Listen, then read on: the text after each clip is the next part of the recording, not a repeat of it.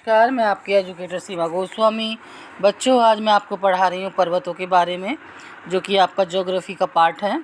और ये बहुत ही इम्पोर्टेंट पार्ट है, क्योंकि यहाँ से क्वेश्चंस बहुत ज़्यादा आते हैं और 100% आते हैं। ऐसा नहीं है कि हमने कोई चीज़ पढ़ी और वो जो चैप्टर हम पढ़ा रहे हैं वहाँ से ना आए। तो ये जो पर्वतों से क्वेश्चंस हैं, तो ये क्वेश्चन पर्वतों से आएंगे, जो कि आपकी 7 पर्वत हैं। आज मैं आपको जो पढ़ा रही हूँ 6 पर्वतों के बारे में बताऊँगी। तो आपको बच्चों फर्स्ट है हिमालय। हिमालय पर्वत कहाँ पर है, क्या है, कैसे है? तो ये हिमालय देखो, यहाँ से देखो, अभी ये जो हिमालय है, ये पर्वत, यहाँ पर जो जितने भी पर्वत हैं, तो ये जो हिमालय पर्वत है, ये विश्व का सबसे ऊंचा पर्वत है बच्चों, विश्व का सबसे ऊंचा। तो क्वेश्चन अगर ये आता है कि विश्व का सबसे ऊंचा पर्वत कौन सा है, तो आपका हिमालय पर्वत है, जिसमें देवी देवताओं का वास होता है।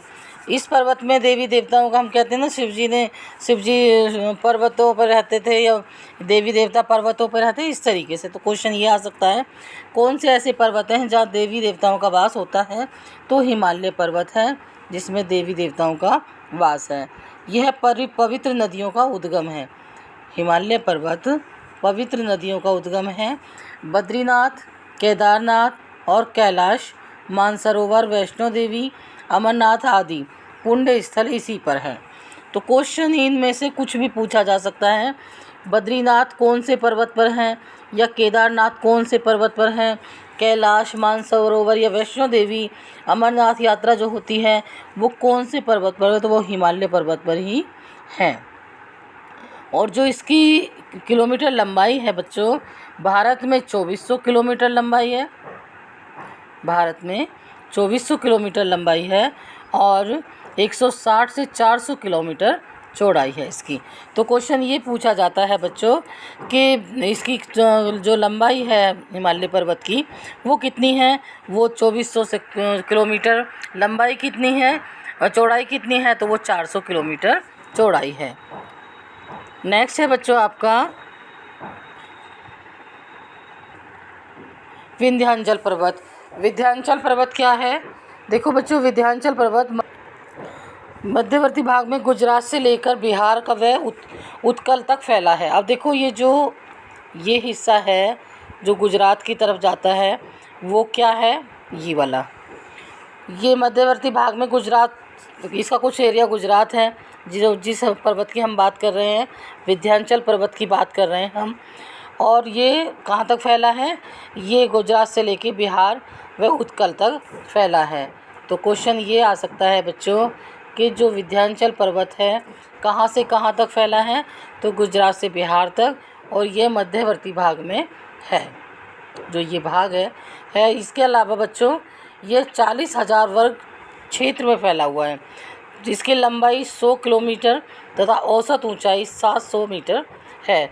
अब देखो, ये जो क्वेश्चन मैं आपको बता रही हूँ, पॉइंट बता रही हूँ, इसकी चौड़ाई पूछी जाती है, तो ये 40,000 वर्ग किलोमीटर तक फैला हुआ है। इसकी लंबाई पूछी जाती है, तो इसकी लंबाई है 100 किलोमीटर, और इसका औसत ऊंचाई पूछी जाती है, तो बच्चों इसकी औसत ऊंचाई है 700 मीटर। इसके अलावा चंबल, इसके जो आसपास के इलाके हैं, चंबल, बेतवा, कैन, छिप्रा, बनास, सोन नदियों का उद्गम इसी विंध्याचल पर्वत से होता है। उज्जैनी, जबलपुर, जो विंध्यवासिनी है, या मिर्ज़ापुर, ये जो मैं आपको बार बार नाम बता रही हूँ, कि महाकाली मंदिर, खाली खो है, तथा अष्टभुजा देवी आदि जितने भी मंदिर हैं, जो तीर्थ स्थल हैं, वो इसी विंध्याचल पर्वत पर हैं। ठीक है बच्चों, क्योंकि अब आप इसको ऐसे समझोगे कि ये गुजरात से लेकर बिहार तक फैला हुआ है, यह 40,000 वर्ग मीटर क्षेत्र में फैला हुआ है, इसकी लंबाई 100 मीटर तथा औसत ऊंचाई 700 मीटर है। यह इसके जो नदियां बह रही हैं, चंबल, बेतवा, कैन, छिप्रा, जो चंबल है, बेतवा है, कैन है, छिप्रा है, बनास है, सोन है, जो नदियों का उद्गम इसी विंध्याचल पर्वत से होता है। इसके अलावा जो कुछ तीर्थ स्थल हैं जो बहुत ही इम्पोर्टेंट हैं हिंदू धर्म के लिए, तो वो हैं उज्जैनी में जबलपुर विंध्यवासिनी, मिर्ज़ापुर महाकाली मंदिर, खाली कोह तथा अष्टभुजा देवी मंदिर इसी तीर्थ स्थल पर है, इसी पर्वत के अंदर हैं, इसी के क्षेत्रफल के अंदर हैं। तो जो सेकंड है आपका विंध्याचल पर्वत। एक और पर्वत है बच्चों महेंद्र पर्वत, बहुत ही इम्पोर्टेंट है, यहाँ से क्वेश्चन आते हैं। तो ये उड़ीसा में है, जो मैंने पहले ही अंडरलाइन किया हुआ है। उड़ीसा का जो भाग है, यह उड़ीसा का एक प्रमुख पर्वत है जो गंजाम ज़िले में है। अब क्वेश्चन ये पूछा जा सकता है महेंद्र पर्वत किस जगह पर है, तो ये उड़ीसा राज्य में है। इसके अलावा उड़ीसा का एक बहुत ही मोस्ट इम्पोर्टेंट पर्वत है और ये कौन से ज़िले में है, तो गंजाम ज़िले में है। इसका नेक्स्ट पार्ट है बच्चों समुद्र तल से इसकी ऊंचाई 1500 मीटर है। हम समुद्र तल से बात कर रहे हैं, तो क्वेश्चन ये आ सकता है कि समुद्र तल से महेंद्र पर्वत की ऊंचाई कितनी है, तो इसकी ऊंचाई है 1500 मीटर। नेक्स्ट गौड़ गणेश्वर मंदिर यहाँ का सबसे प्रमुख मंदिर है। तो पूछा जा सकता है कि गौड़ गणेश्वर मंदिर कहाँ पर है, तो ये महेंद्र पर्वत में उड़ीसा में है और ये वहाँ का महत्वपूर्ण मंदिर है। भगवान परशुराम का आवास इसी पर्वत पर है। और ये क्वेश्चन इस तरीके से आएगा बच्चों कि परशुराम का आवास, जो भगवान परशुराम थे उनका आवास स्थल कहाँ पर है, तो महेंद्र पर्वत पर ही है। नेक्स्ट है बच्चों सह्याद्री पर्वत। सह्याद्री पर्वत क्या है, ये कहाँ पर है, किस स्थान पर है, तो भारत के पश्चिमी तट पे, जो आपका पश्चिमी तट है इधर की साइड में जो अंडरलाइन किया हुआ है, ये महाराष्ट्र तथा कर्नाटक, गुजरात, महाराष्ट्र तथा कर्नाटक राज्य में मलय पर्वत का विस्तार है। जो ये मैं आपको यहाँ पे अंडरलाइन करके दिखाया है, ये कौन से क्षेत्र आ रहे हैं इसमें, आपका गुजरात, महाराष्ट्र और कर्नाटक राज्य में मलय पर्वत का विस्तार है। तो ये सह्याद्री पर्वत यहाँ पर है। इसके अलावा बच्चों गोदावरी, कृष्णा, कावेरी का उद्गम स्थल इसी पर्वत में होता है।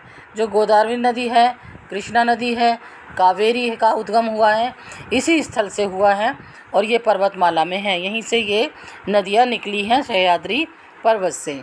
नेक्स्ट है बच्चों त्र्यंबकेश्वर, महाबलेश्वर, भीमशंकर, ब्रह्मगिरी, भगवती भवानी, बौद्ध चैत्य प्रसिद्ध स्थल जो तीर्थ स्थल हैं इसी क्षेत्र में हैं।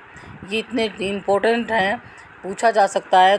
ये जो त्र्यंबकेश्वर है, महाबलेश्वर है, भीमशंकर है, ब्रह्मगिरी है, भगवती भवानी, बौद्ध चैत्य कौन सी जगह पर है, तो ये सह्याद्री पर्वत पर है और ये इसी तीर्थ स्थल की इसी क्षेत्र में होते हैं। नेक्स्ट बच्चों शिवाजी महाराज की समाधि भी इसी पर्वतमाला पर है। क्वेश्चन आ सकता है कि सह्याद्री पर जो शिवाजी महाराज थे उनकी समाधि कहाँ पर है, तो ये सह्याद्री पर्वत पर भी है। इसी पर्वत पर इनकी जो शिवाजी महाराज थे उनकी समाधि बनाई गई है। नेक्स्ट बच्चों ब्रह्मा जी ने सृष्टि के प्रारंभ में यहाँ पर यज्ञ किया था। तो क्वेश्चन ये आते हैं, ये क्वेश्चन बहुत ही इम्पोर्टेंट होते हैं क्योंकि कोई इस तरीके से पढ़ाएगा नहीं आपको। जैसे मैंने आपको वो क्वेश्चन ढूंढे हैं जो एक्चुअली में आ रहे हैं, जो हर साल रिपीट हो रहे हैं वो क्वेश्चन बिल्कुल नहीं आते हैं। जो बहुत ही कम क्वेश्चन रिपीट हुए हैं वो क्वेश्चन ज़्यादा आते हैं बच्चों। तो ये क्वेश्चन पूछा जा सकता है कि ब्रह्मा जी ने सृष्टि के प्रारंभ में यज्ञ कहाँ पर किया था, तो सह्याद्री पर्वत पर ही किया था। और नेक्स्ट है बच्चों मलय पर्वत यानी नीलगिरी पर्वत। जो आपका मलय पर्वत है नीलगिरी पर्वत, ये कहाँ पर है, ये कर्नाटक के दक्षिण भाग, जो कर्नाटक है उसके दक्षिण भाग तथा तमिलनाडु में यह पर्वत फैला हुआ है। जो ये मैंने आपको दिया है यहाँ पे अंडरलाइन करके, ये भी इतना बड़ा इसलिए सर्कल आ रहा है क्योंकि ये छोटा आपको दिख रहा है। ये जो कर्नाटक का और तमिलनाडु का में ये पर्वत फैला हुआ है, यानी कर्नाटक का दक्षिण भाग और तमिलनाडु में ये पर्वत फैला हुआ है। यहाँ पर चंदन के सघन वन हैं। तो क्वेश्चन ये पूछा जा सकता है मलय पर्वत कहाँ पर है, यानी नीलगिरी पर्वत भी कहते हैं इसको। तो ये कर्नाटक का दक्षिणी भाग इसने कवर किया है और तमिलनाडु में ये पर्वत फैला हुआ है। यहाँ पर कौन से सघन वन हैं, तो यहाँ पर जो सघन वन हैं वो हैं चंदन के। अनेक ऋषियों को यह तपस्विनी जहाँ तपस्या की जाती है, ये तपस्या स्थल है। यहाँ पर ऋषि मुनि आकर के प्राचीन काल से, सदियों से तपस्या करते आए हैं। यहाँ पर अनेक औषधियाँ के मसाले वगैरह और कृषि भी होती है। तो जो मलय पर्वत है उस पर बहुत प्रकार की औषधियाँ पाई जाती हैं और मसालों की कृषि बहुत भरपूर मात्रा में होती है। नेक्स्ट है बच्चों, तो बच्चों मैंने आज आपको पढ़ाया पर्वतों के बारे में, जो कि बहुत इम्पोर्टेंट पार्ट है ज्योग्राफी का, और इससे क्वेश्चन आपको 6 से 7 क्वेश्चन इन पर्वतों से आपको मिल जाएंगे। मैंने आपको जो पर्वतों की जो जगह हैं, दक्षिण में है या पूरब में है या इधर आपका नॉर्थ में है या ईस्ट में, साउथ वेस्ट में, जहाँ पर भी है वहाँ पर अंडरलाइन करके आपको मैंने दिखाया। तो जो आपके पर्वत हैं उसको अच्छे से नोट करके क्वेश्चन बाय क्वेश्चन आप बना सकते हैं। 1-2 बार वीडियो भी देखेंगे तो आपको इजीली ये समझ में आ जाएगा। तैयारी करते रहें टीजीटी पीजीटी की। और जो देखो बच्चों, मैं एक चीज़ कहना चाहती हूँ आपको कि अगर किसी को ऑफलाइन नोट्स चाहिए, पीडीएफ चाहिए, तो आपको मैं एक नंबर प्रोवाइड करा रही हूँ। आप उस पर व्हाट्सअप करके हमसे बात कर सकते हैं और अपने किसी भी एग्ज़ाम की आप तैयारी कर सकते हैं। तो जो नंबर है वो मैं लिख रही हूँ इस पर, तो हम डिस्क्रिप्शन में ये नंबर डाल देंगे, आप उस पर व्हाट्सअप करके हमारी टीम से संपर्क कर सकते हैं। धन्यवाद।